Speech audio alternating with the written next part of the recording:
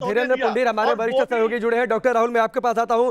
धीरेन्द्र, ये तो जाहिर सी बात है निगरानी की नहीं गई है जो एसआईटी की रिपोर्ट सामने आ रही है, क्योंकि अगर निगरानी की जाती तो ये सवाल उठता कि सिर्फ 0.2% पॉजिटिविटी रेट कैसे, जबकि जिक्र कर रहे हैं डॉक्टर राहुल ने भी जिक्र किया कि कितने संत पॉजिटिव हो गए, सिर्फ वहां पर 0.2% पॉजिटिविटी रेट।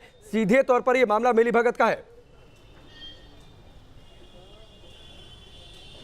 देखिए, इसको राकेश इस तरह देखना होगा कि किस तरह से इतने हज़ारों लोगों की जब वहाँ गैदरिंग थी, लाखों लोगों की गैदरिंग थी, तो उससे महामारी अधिनियम भी उस समय तमाम चीज़ें थी।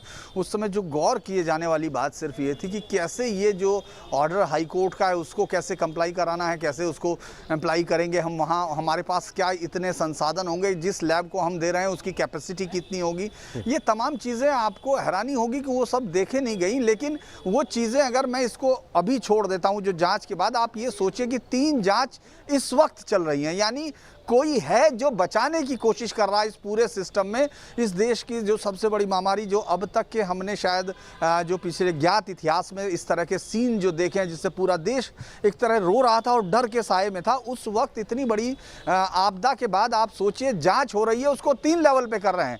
एक डिपार्टमेंटल लेवल हो रही है, एक मेला अधिकारी कर रहे हैं, और एक साथ में आप पुलिस जांच है। उसके बाद आप अलग अलग जगह कागज है, यानी कोई है जो इतनी ताकत रखता है कि तमाम चीज़ों की पुतलियों को तमाम कठपुतलियों की तरह नचा रहा है, जिसके पीछे डोरियां हैं। क्योंकि इस तरह की जांच में सबसे पहले अरेस्ट होते हैं। जो चीज़ें आपको दिख रही हैं उसमें अरेस्टिंग होती है, रिमांड लिए जाते हैं, चीज़ें चेक होती हैं, लेकिन आप अलग अलग तरह पर कोशिश कर रहे हैं कि आप देख रहे हैं कि उनको अरेस्ट स्टे मिल जाए। मतलब तमाम चीज़ें अभी भी राकेश, जो सबसे गंभीर बात है, ये तमाम चीज़ें डॉक्टर साहब ने बताई या पूरा ये जो उन्होंने बताई, लेकिन जो सबसे बड़ी चीज़ वो जाँच के आगे की दिशा जो ये बताती है कि क्या वाकई ये ईमानदारी से हो रही जांचें हैं, क्या ये इस तरफ इन्वेस्टिगेशन जा रही है।